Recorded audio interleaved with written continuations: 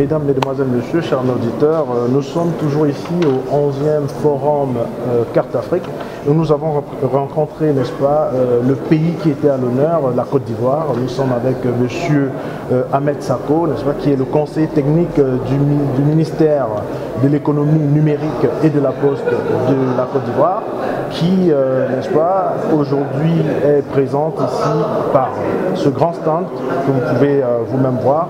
Et nous allons avec eux déjà voir pourquoi ils ont souhaité, ou bien comment ça s'est passé déjà pour qu'ils soient sélectionnés comme étant pays hôte. Est-ce que c'est eux qui ont souhaité ou est-ce qu'on les a choisis? Donc déjà nous allons essayer de répondre à cette question avec M. Ahmed Sako. Bonjour M. Ahmed. Bonjour. Bonjour. Aujourd'hui la Côte d'Ivoire, pays hôte de ce 11e Forum Carte Afrique. Alors, donc, la Côte d'Ivoire est le pays qui est à l'honneur pour cette 12e édition de Carte Afrique. Donc, nous organisons un certain nombre d'événements en partenariat avec e-conférence déjà. Toutefois, je dois dire que ça a été un plaisir agréable pour nous d'avoir été sélectionnés comme pays à l'honneur. C'était quelque chose auquel nous ne nous attendions pas, mais au vu des excellentes relations entre nos deux pays, puisque comme vous le savez, le Maroc fait des investissements importants en Côte d'Ivoire dans tous les domaines, les organisateurs ont choisi de sélectionner la Côte d'Ivoire comme pays à l'honneur. Il faut dire aussi que même en matière de TIC, nous avons beaucoup de projets de collaboration ivoiro-marocains. En particulier, la Poste a sélectionné un partenaire marocain pour mettre en place sa plateforme de courrier hybride, entre autres. Et nous travaillons en très bonne entente avec le secteur TIC marocain qui est très en avant, il faut dire, pour la mise en œuvre de nos projets.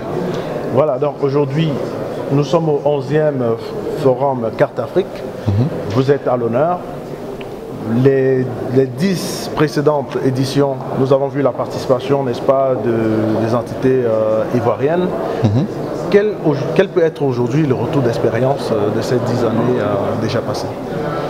Il m'est difficile de faire un tour sur les 10 années passées, puisque moi c'est ma première participation. Toutefois, ce que je dois dire, c'est que nous sommes aujourd'hui à une période charnière pour la Côte d'Ivoire, puisque nous rentrons effectivement dans l'extension de l'e-gouvernance et du projet de gouvernance électronique de l'État de Côte d'Ivoire. Par extension, je veux dire, numéro 1, au titre de l'intranet gouvernemental, nous allons étendre l'accès à la bureautique et à la messagerie à plus de 26 000 fonctionnaires. Dans les 3 années à venir, nous prévoyons de déployer plus de 300 services informationnels du gouvernement et plus de 100 services transactionnels. Or, pour pouvoir effectivement dématérialiser les services gouvernementaux, il faut aussi dématérialiser les flux financiers. D'où l'importance de notre présence à un forum comme celui-ci, puisque la majorité des partenaires que nous devrons engager pour ce faire, ils sont présents. Ils sont présents. Effectivement. Alors, aujourd'hui, la sécurité, aujourd'hui on parle des cartes bancaires, on parle de, comme vous avez parlé, de l'e-gouvernance, mais on sait très bien que sur Internet, aujourd'hui, nous ne sommes pas à l'abri d'une quelconque fraude. L'État ivoirien aujourd'hui, est-ce qu'elle a pensé à ça? Est-ce qu'elle met en œuvre des actions pour pouvoir combattre cette fraude électronique? Absolument. L'État ivoirien était très conscient de cette problématique, puisque pendant très longtemps, la Côte d'Ivoire a été considérée presque comme un paradis de ce qu'on appelle communément les brouteurs. Il faut même dire qu'il y a toute une tendance musicale qui s'appelle le coupé-décalé, qui était basée sur le mythe du brouteur, puisque l'idée c'était de couper les gens et de décaler par la suite. Et donc, très conscient de ces enjeux, le gouvernement a très rapidement pris une loi sur la cybercriminalité, puisque dans la loi, le contexte juridique préexistant, s'il n'y avait pas un bien tangible qui avait été soustrait, il n'y avait pas d'infraction.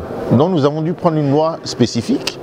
En plus de cela, une de nos structures sous tutelle, l'autorité de régulation des télécommunications de Côte d'Ivoire, a mis en place en partenariat avec le ministère de l'Intérieur, une plateforme pour la lutte contre la cybercriminalité, la PLCC, Et je dois dire que il ne se passe pas un jour sans qu'il y ait un ou deux cybercriminels qui aient été épinglés.